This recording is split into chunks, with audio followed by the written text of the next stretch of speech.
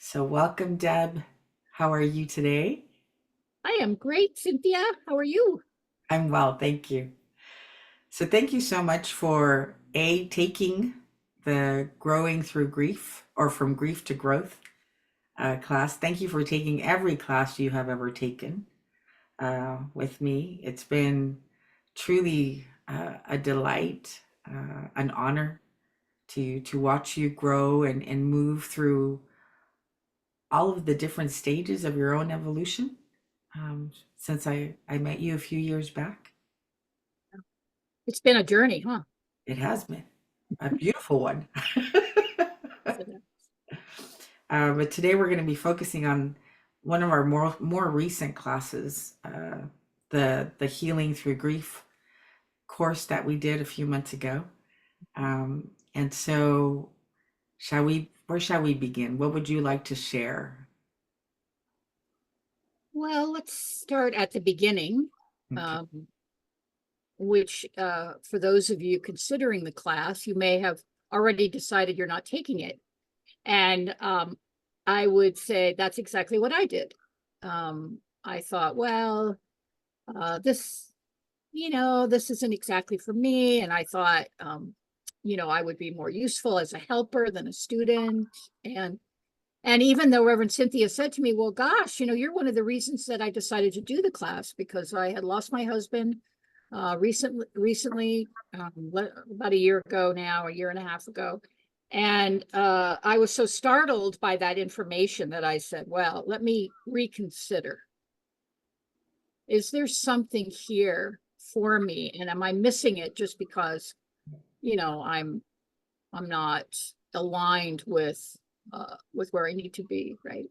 Mhm. So I would encourage you, all of you, to consider if you're listening to this and you're aware of it, there's something to consider that's for you. And and I am one of those people that was somewhat reluctant. And then after the class was over, went, oh my God, what if I had missed it? I know when you first see the title to the class, I think people might say something to the effect of, "Well, I haven't lost a loved one," right? Um, so this class is designed to really provide a space for people to grieve the various changes that an individual goes through in life, right? Not just the loss of a loved one.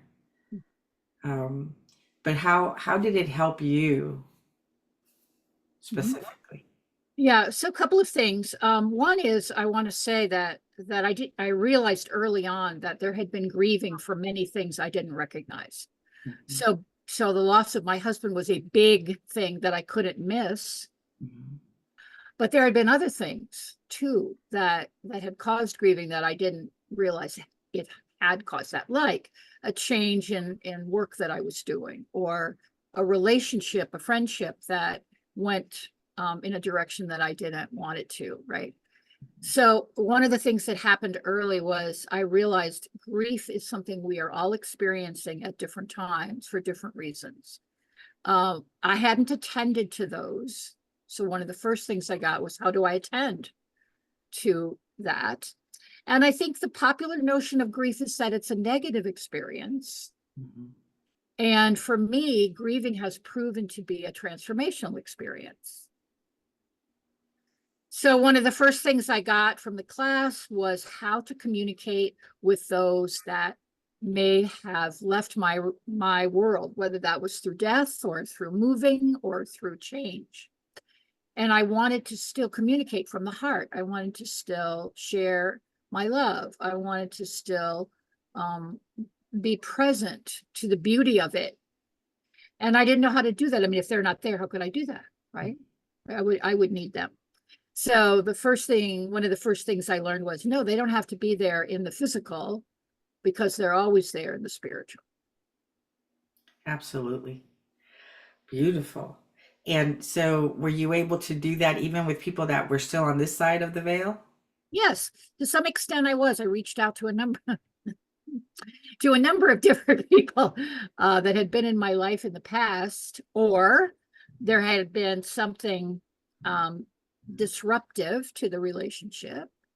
And then there were times when I didn't reach out to them personally, but I did reach out to them in meditation or um, in a contemplation where I was communicating with them, even though I wasn't speaking to them directly. And I found that to be, there was more than one time that I heard from somebody that I did that with. Mm-hmm. And they said to me, I've been thinking about you lately and wanted to reach out. One very dramatic person that had been very angry with me and very upset with me. I had spoken to her for years, and I didn't even know that she was upset. But anyway, she reached out and communicated with me on how much she cared for me, how much she learned from me, and how sorry she was that, she had gotten miffed about something. And I had done nothing Wow. but meditate and communicate with her in my heart, um, without calling her, right? So I found healing, the thing that grief can provide is healing, whether they're here or not, Mm-hmm. whether they're in your immediate relationship circle or not, or whether there's been a breach or not. Oh my goodness. Very powerful. Very powerful. So being able to speak to the individuals, whether on this side or on the other, and then what was something else that you got out of the class? Um, Certainly, a way to talk openly about my experience. It's a very safe container that you created, and Jennifer created. And so I found myself able to share things that I had not been able to share before. In some cases, I wasn't even aware of them. They didn't come to mind. But when asked, to consider, or when asked to read a chapter in the book, or when asked to do one of the exercises that was provided, I found myself really able to speak from my heart. These were not people I particularly knew well in the class, so it wasn't like, we were all friends. We had known each other in other classes, but not like my inner circle, right? Mm-hmm. And I found the common experience with others. So even though we all had different circumstances, we all had different things we were grieving, Mm-hmm. grief provides a door of oneness that I had never considered before. That's amazing. Um, I mean, I could hear that's what was occurring as you were going into meditation to speak to some of these individuals that you had not been communicating with, right? But you're right, the oneness that we were experiencing in class is another aspect of that too.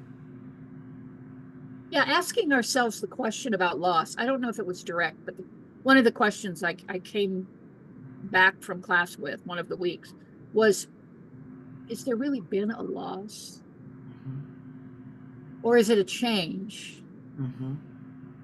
that I can still navigate? Because I think it's commonly held in the culture as grief is a loss, it's permanent. Mm-hmm. Things are never going back to the way they were, which is somewhat true. And that's what we're getting over. We're getting over this painful loss, right? But this class offered me the opportunity to consider it differently. Maybe it's not a loss. Maybe, in fact, it's a gain that I have not yet recognized. Wow. And we can feel so much guilt about that, right? Well, I shouldn't be looking at losing my husband as a gain, or losing my sister, or losing my dog, right? You know, Right. the cultural messages kind of come up right away, and we go, oh, no, no, no, that's not the way I should feel. But we stayed with it, and then that's what I mean by transforming. We really were shifting the notion of pain and loss to gain an opportunity. My goodness. Um, how would you say that like your mental and emotional state were affected from the beginning to the end of class? Well, there was a lot of crying before, and crying is good. I'm not suggesting, but it was kind of a gut wrenching crying, what I call the ugly cry. Yes. where you feel just pain. You don't feel as much release as you would like with the crying. You feel more just bottled up pain, moving around in the body, but not moving out. And so mentally, I was depressed, I think, and I couldn't acknowledge that. I'm a professional therapist. I shouldn't be depressed. I know how to deal with depression, you know, but I was feeling like I didn't have anything to look forward to. The good part was done. The good part of my life was done. And now I was just left with dealing with the logistics and details of living as a widow. And that has dramatically shifted. And my mental and emotional state shifted from that darkness to more light, Mhm. to seeing more possibilities in life, like everywhere, little things or bigger things, right? Mhm. And and that waking up in the morning going, well, you know, what is my life for now, shifted more to, I wonder what is coming that I don't yet see. Such a different perspective. Hopefully. Oh my goodness. Totally. I know that you've had, I don't know that you necessarily want to share any specifics, but um, you had mentioned something to the effect about how much more available you became to life and then how things started to unfold. Yeah, I mean, I would call them miracles. Miracles come when you shift that perspective. It's one of the teachings that I follow, right? So as soon as your perception shifts at a deeper level, I'm not talking about the thought level, I mean, more, even more deeply than your thoughts, I find that things happen. And so, yeah, I had sort of a story that I mean, you've encouraged me to write it, and I am contemplating how to do that because I believe it should be written. Hmm. But um, thinking that love is gone in a particular form of a person, husband, wife, mother, father, whatever, was the first realization I had that, well, no, love is still around. And how do I know that? What love is there for me? Right. Hmm. And out of the ether came a friend from long ago. Long, I mean long, I'm talking 40 years ago, that had been someone that I cared for and loved, and for whatever reason, our paths went a different direction. And suddenly he appears, and we start communicating with each other. Well, I knew right away that that gift came from two places. One, it came from source. I could not have done it. There was no way I could orchestrate this story. And number two, it contained the love of God was present in it quickly to me.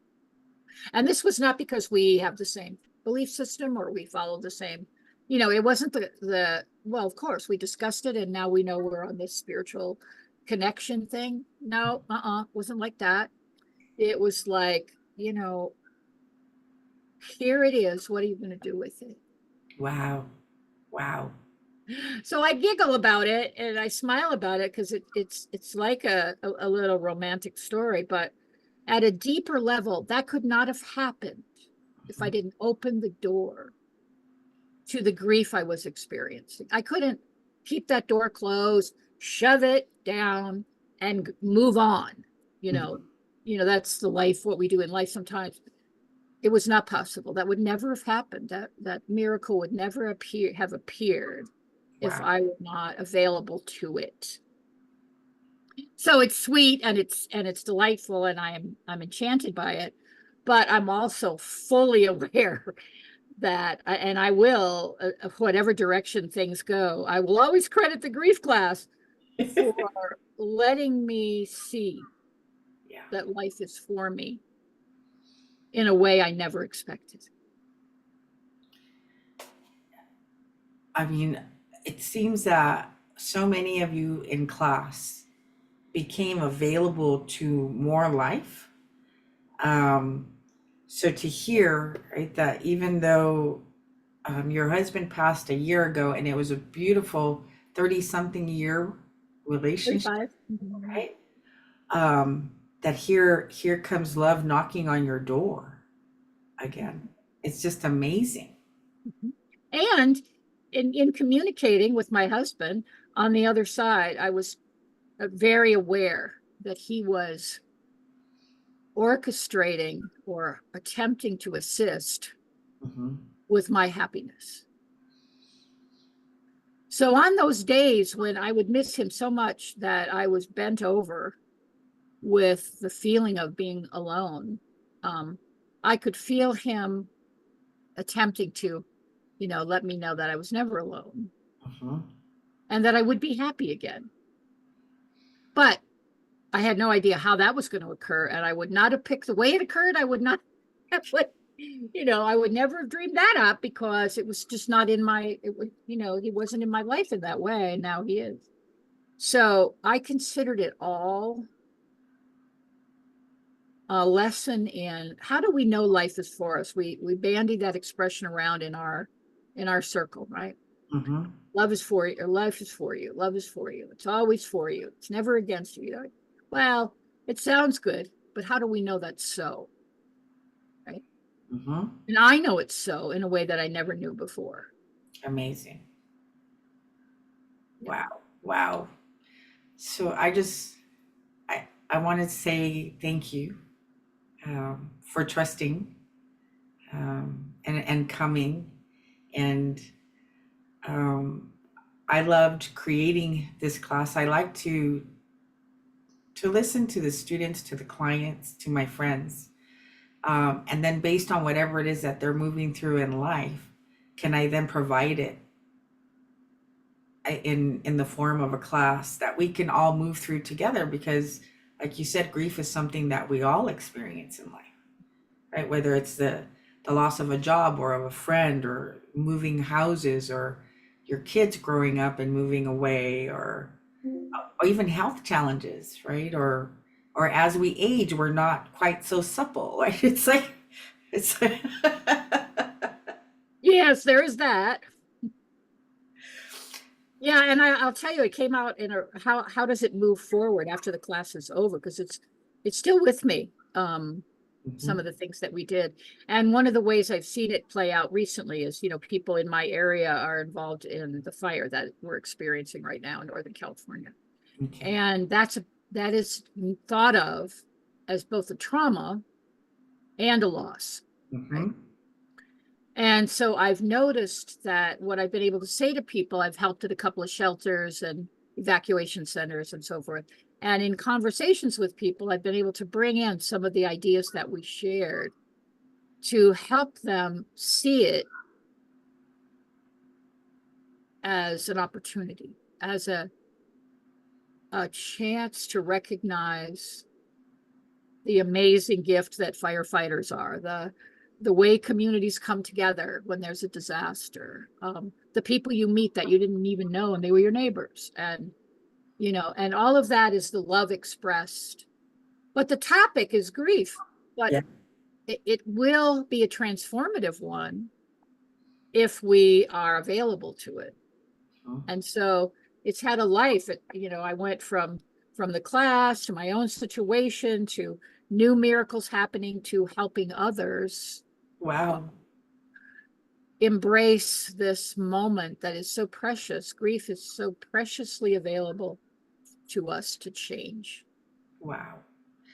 I love your outlook and your perspective, because it doesn't bypass, right, the difficulty or the challenging aspect to the experience, yet you feel very grounded to me. Mhm.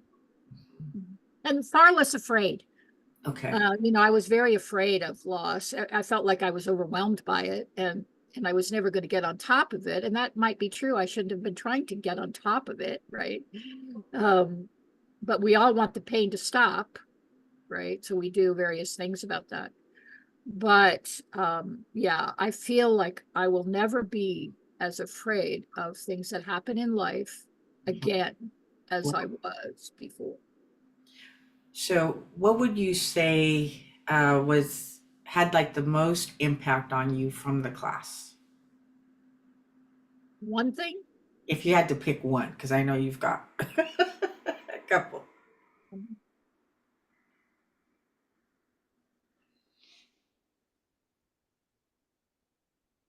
The ability to connect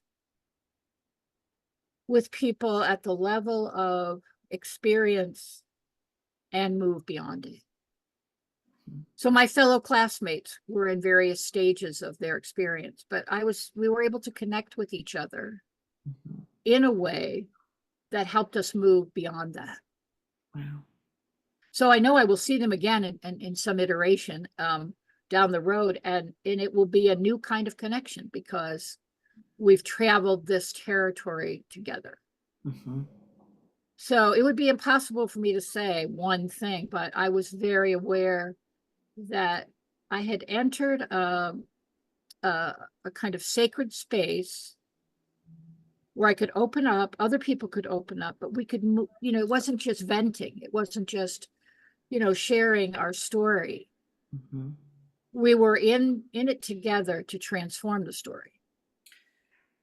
That's exactly right. And that's worth the price of admission, my friends, because we don't get that opportunity very often. No, I think to be in community or within the safe container of these classes is not something that many people really get to experience. Um, and I believe that So it's, go ahead. we were very diverse.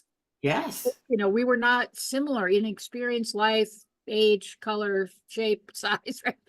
We were all in our unique selves, but yet deeply connected. Oh my gosh. Yeah, as I flash back to some of the people, some of your classmates and what each of you were moving through. And then even me, who I haven't experienced a lot of death in my life, but it gave me the opportunity, right? One of our final projects was if we gave ourselves permission, what was the last assignment? Was if you only had a year left to live, but you didn't wait for the diagnosis, what would you give yourself permission to do? Um, so how did that affect your Well, obviously, I gave myself permission to do a few things. things? um, well, I think it helped us. It helped me hold the moment of life is as I know it is not forever. Okay. So I may have more than a year to live, but I don't really know. Right. Mhm. So am I taking this moment that's in front of me and appreciating it and feeling it and being present to it? Or is there something I'm not attending to that if I don't get another chance, would I have a regret, right? Mhm. And I made a commitment as a result of that exercise that if there was anything still lurking in my awareness that I regretted, I would work on healing that Beautiful. following class so that I could say, if I were to die in a year, I died with no regrets, Wow. no missed moments, no, oh, I shouldn't have, or I can't, or it's not for me, or what all the things I said before I signed up for class, which was very precious, that exercise. Mhm. And I want to say something else, which is, I don't know if those who are listening know some of the people that we've traveled with, but one of the people that was present was Bruce. Yes. And Yes. he's a person that had already transitioned, but his love and his wanting to be part of things I could feel during the class. Mhm. And it was because I'd been in class, other classes with him. So that's what I mean. It wasn't a loss. He was still with us without the fears that were going on with his own life and without the challenges. He was just the essence of Bruce. Yes. And it was so much fun to have him there. It was so, comforting to know he was looking over us, kind of looking in on us, right? In his own special way. Well, that wouldn't have been available if I hadn't entered the space. Yeah. Mhm. So you have to be willing to enter that space to get the blessings and benefits that are waiting to be experienced, right? Bruce didn't go anywhere. He was always there. Yeah. But would I have experienced him if I had kept my heart closed or hadn't been open to shifting a new perspective on grief? So now I would say that grief is something precious, and embrace it. Hmm. That's going to bring you something you can't possibly know right now. Yeah. Very true. And you're right. As I would prepare for class and was getting ready to meet with you all, often I felt Bruce's input. And I was like, of course you can join. Of course you can participate. Yeah. It was very sweet because we were a class of women. Um, so his energy was also balancing and nice to have, right? Yes. Well, there was so much. I mean, really, I could go on and on. I could write a whole thing about your class because it was full of surprises. Hmm. And the only key I would say to having experienced those surprises was to be totally as open as you could possibly be. Hmm. So, what would you say to somebody that might be afraid to crack open the door because they don't want to feel overwhelmed? Yeah. Well, that overwhelm, I think, comes from the worldview of grief. Mhm. So I would suggest that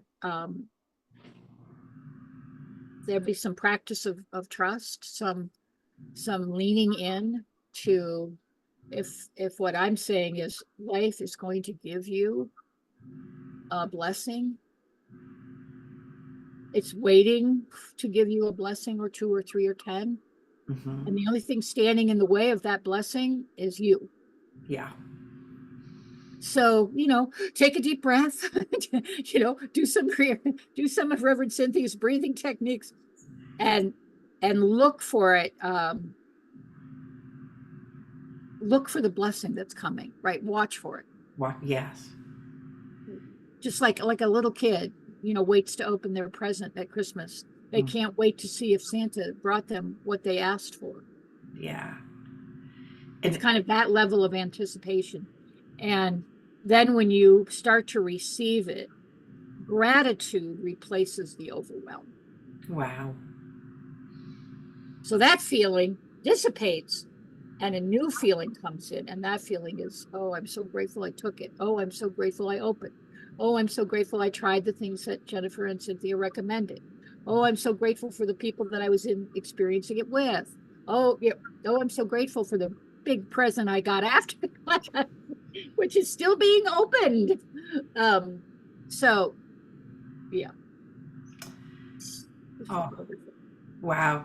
And and it's interesting to me because as the instructors or the facilitators of the class, we're not separate from the evolution that is taking place, right? So we do it all together, right? So we get to lean into each other.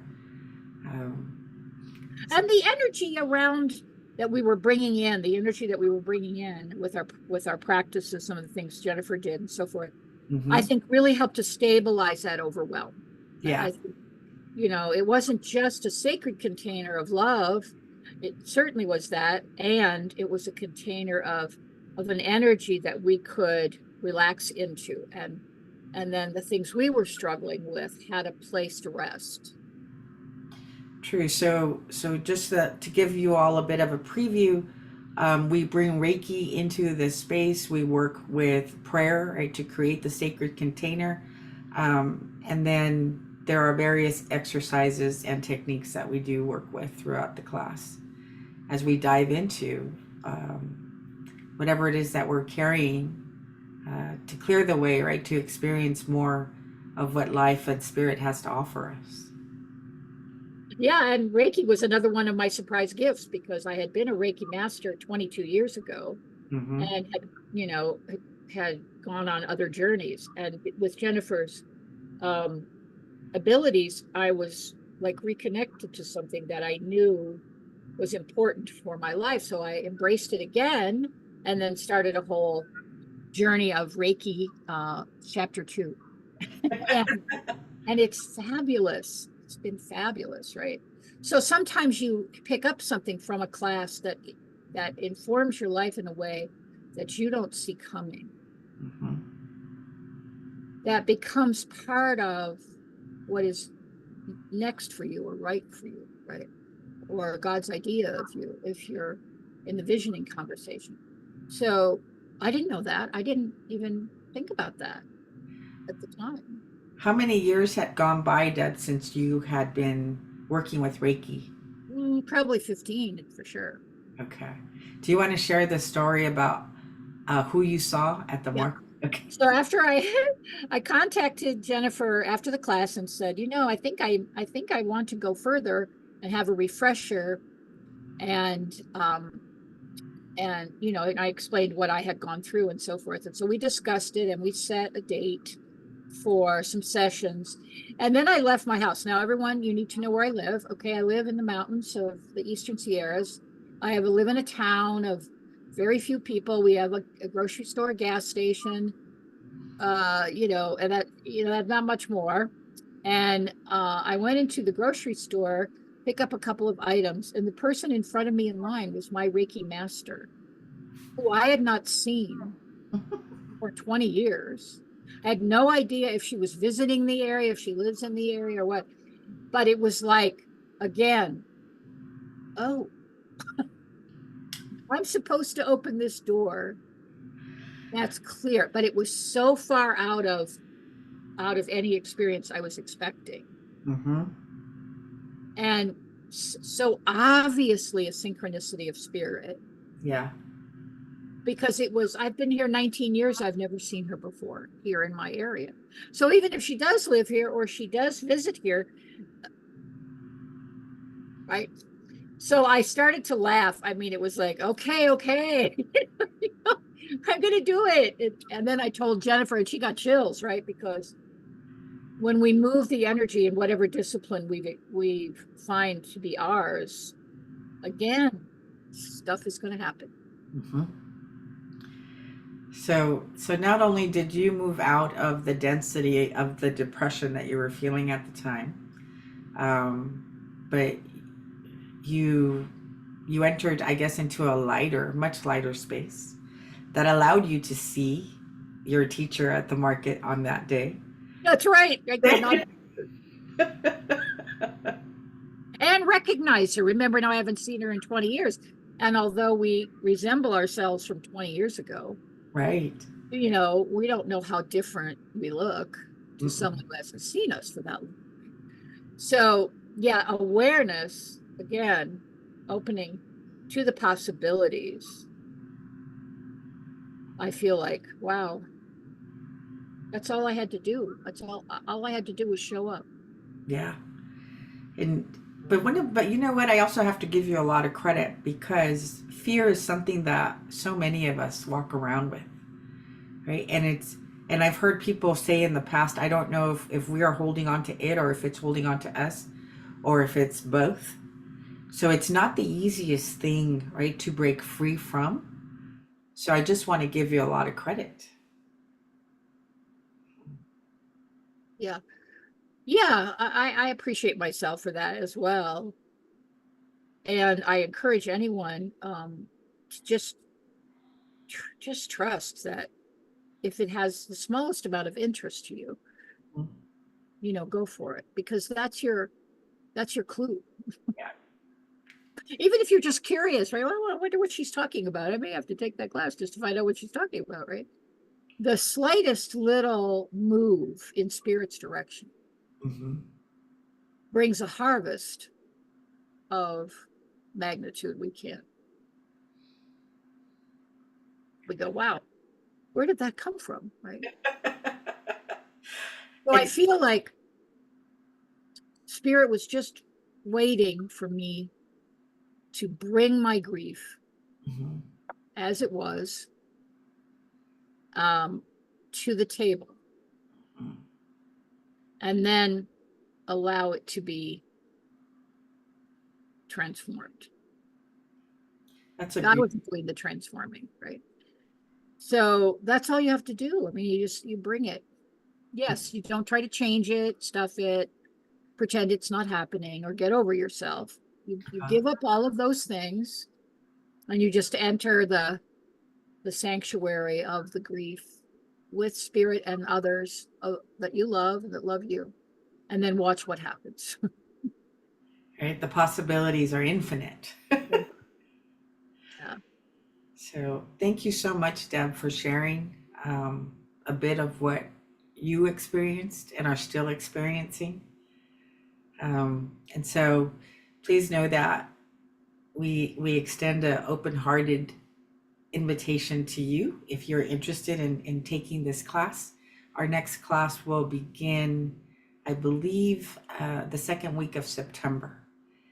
So if you have any questions, feel free to post a comment or send an email. I'll include that below.